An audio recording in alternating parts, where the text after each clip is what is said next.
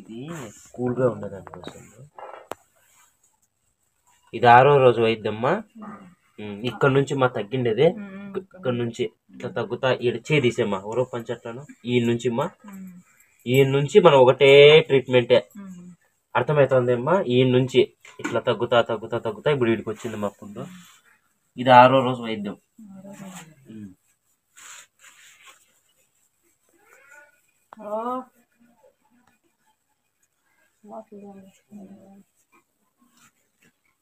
ఏం చేస్తానమ్మా ఇంట్లో?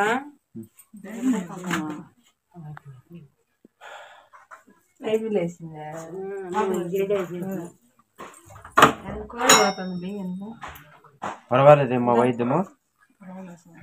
కొంచెం చెప్పు.